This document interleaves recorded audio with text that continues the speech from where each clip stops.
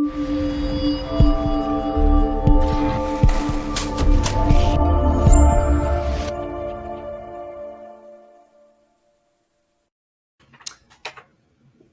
to the 2025 Ideagen Future of Summit. I have Esteban Olivares with me, Summer Discovery. Thank you so much for being here. We really appreciate it. Thanks for having me. And keeping with the theme of the future of, the first question will be, you've shaped transformative pre-college experiences for years. How do you see programs like Summer Discovery evolving to prepare students for the future of work, especially as innovative accelerates?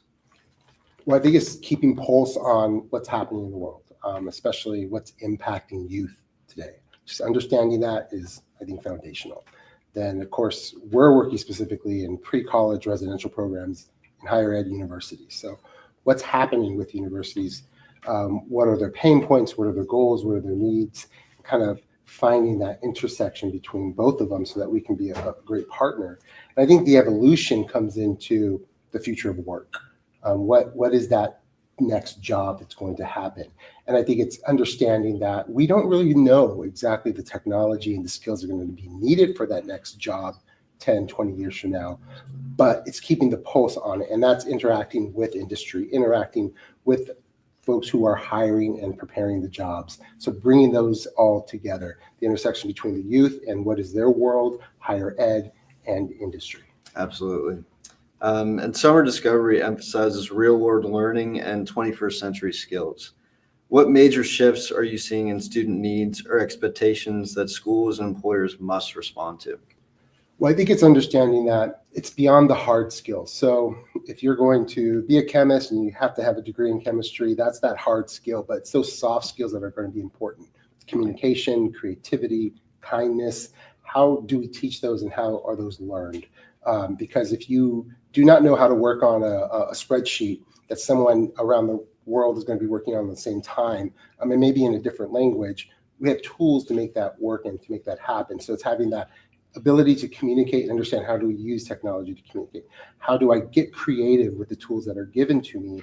And the fact that I may be working a hybrid, job and in the office a couple of days, but I'm working from home most of the other days. How do I get creative in that atmosphere? How do we teach students those soft skills to be creative? And then the kindness piece is just I think the biggest part of it, because whatever field I'm in, how do I instill kindness? How do I still understanding, compassion, that my work has an impact regardless of the field that I have, whether it's just working with my coworkers or the product or the output of what we're creating has an impact on the world. And how do I tap into that kindness and compassion to Absolutely. Be a better person? Yes. Yeah. Crucial skills to the younger generation have to be willing to adapt. Yes, definitely.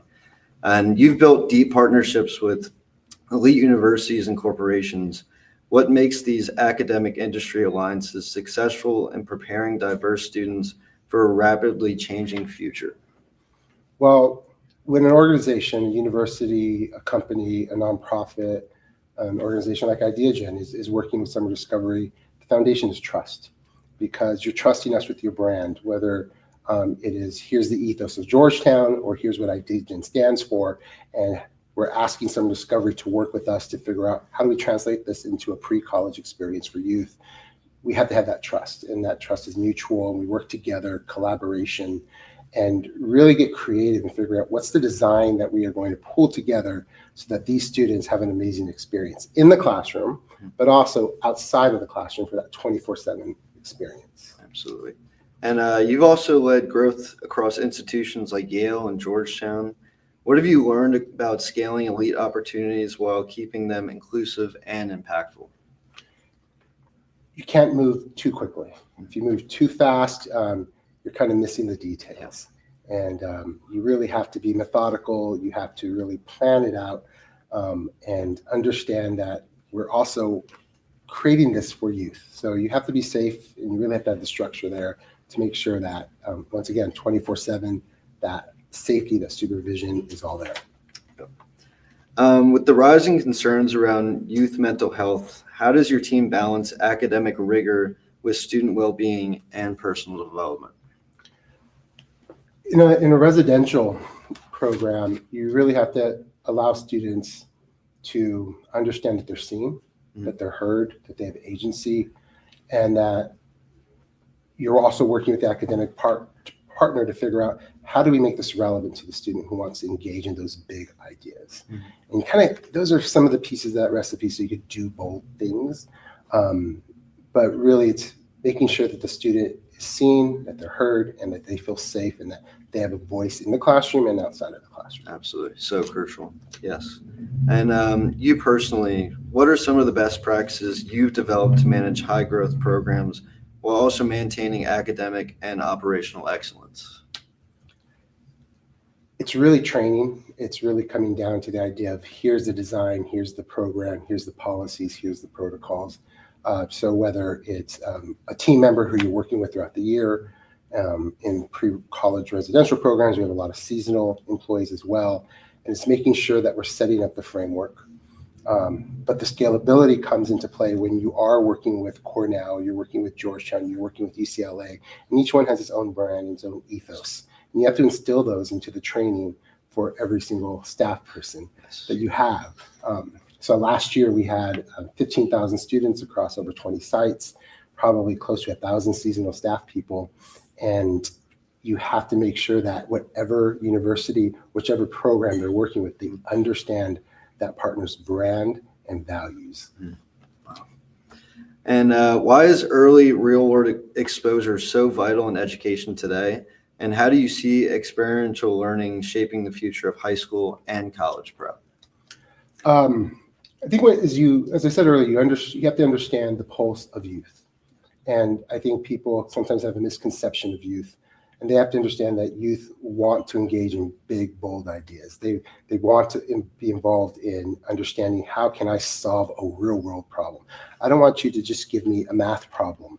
I want you to give me a problem where I can solve it that's going to possibly impact the world. So whether that's a hackathon or whether that's figuring out how can you write policy for international relations, or how can you participate in a mock trial, or even working on a cadaver to understand, is pre-med the direction I really want to go into, it has to be important to them.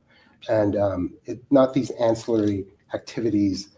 It has to be something that is bold, that is important, so that it engages them, because maybe they're not engaged that level in the fall and spring of their academic year. Yes. And you're shaping future generations. It's crucial work.